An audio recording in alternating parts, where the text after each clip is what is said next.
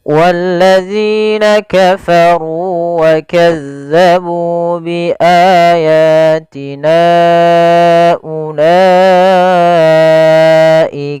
أصحاب النار هم فيها خالدون.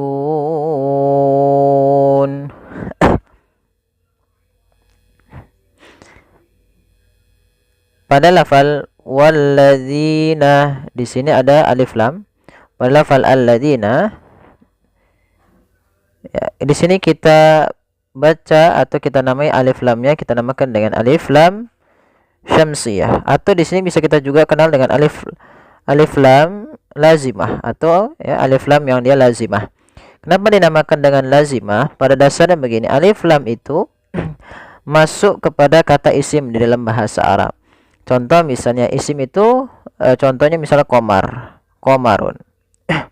Kata komarun ini ketika dimasuki oleh al, maka dia berubah menjadi al-komaru. Maka di sini alnya dia alif lam komariyah. Kalau misalnya syamsun berarti asyamsu, maka dia menjadi alif lam syamsiyah. Nah, kalau alif lam ini dipisah antara alnya dengan tidaknya, itu masih bisa dibaca atau dipisahkan. Sedangkan di lafal alladzina ini tidak bisa dipisahkan karena di sini alladzina merupakan isim mausul. Isim mausul yang dimana alif lamnya memang melekat. Maka ini kita bisa golongkan dia alif lam syamsiyah mudghamah yang diidghamkan langsung kepada hurufnya, dan tapi tidak bisa dipisah, maka dia termasuk alif lam yang lazimah juga. Kemudian hati-hati pada lafal alladzina, jangan sampai kita membacanya zina misalkan allazina. Nah, ini kurang tepat atau salah. Kenapa? Karena dia merubah huruf antara huruf zal diganti dengan huruf zai. Maka harusnya bagaimana untuk melengkapi dan menyempurnakan daripada sifat huruf dan makhraj daripada huruf zal, yaitu langkah pertama kita mengeluarkan zai sesuai makhrajnya. Makhraj huruf zal itu dari ujung lidah kita, ujung lidah menempel dengan gigi dari atas kita. Maka za terdengar dia za, zi, zu. Maka walladzina, zina.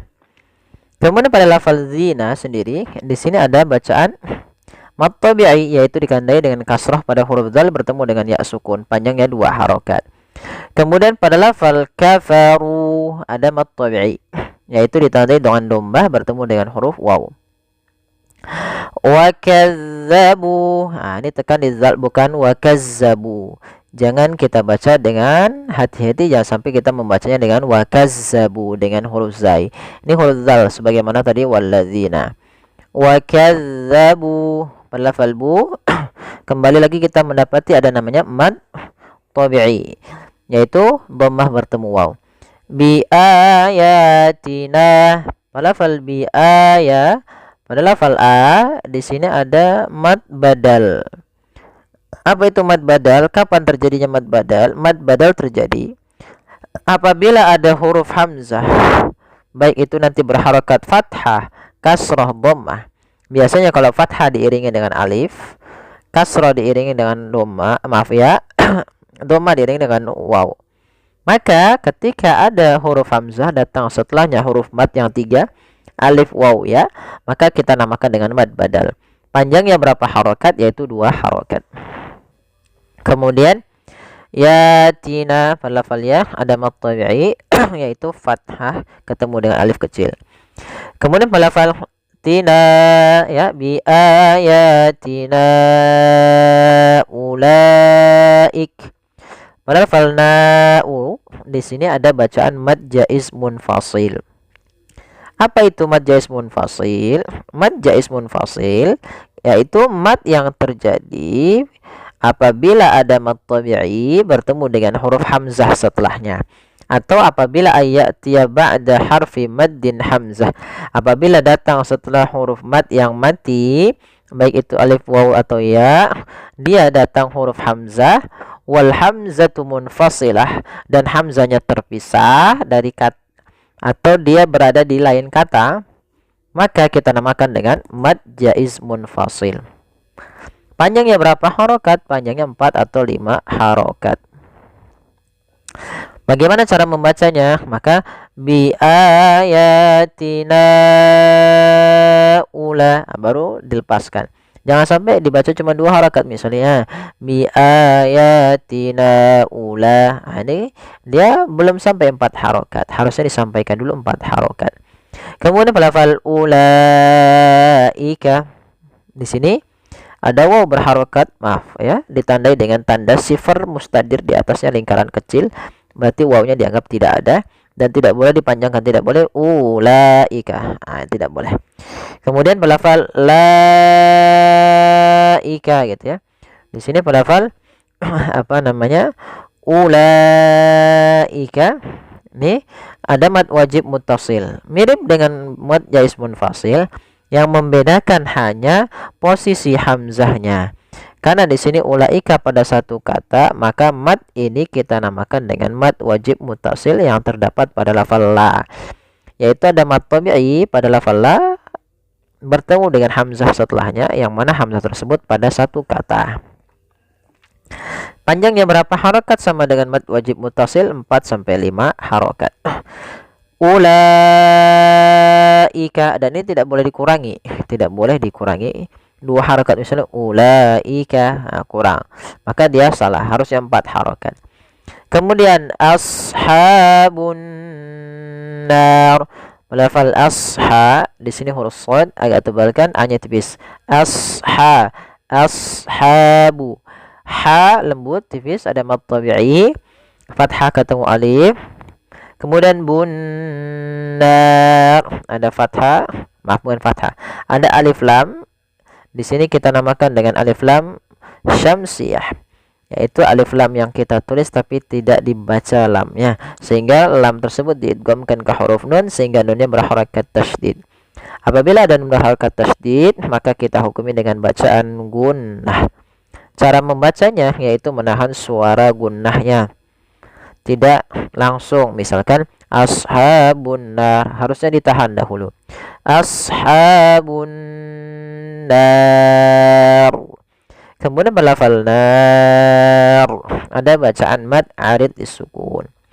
Apa itu mad arid disukun? Mad arid disukun adalah mad yang terjadi pada akhir bacaan kita ketika ada namanya sukun arid, sukun yang timbul karena waqaf. Dan sebelum huruf yang disukunkan itu ada huruf mad, atau bisa mudahnya gini, mad tabi'i bertemu dengan huruf akhir yang disukunkan. Awalnya ashabun nari, karena kita waqaf ra-nya menjadi sukun, ini sukun arid namanya. Ra yang sukun disebabkan karena waqaf, sebelumnya ada huruf mad.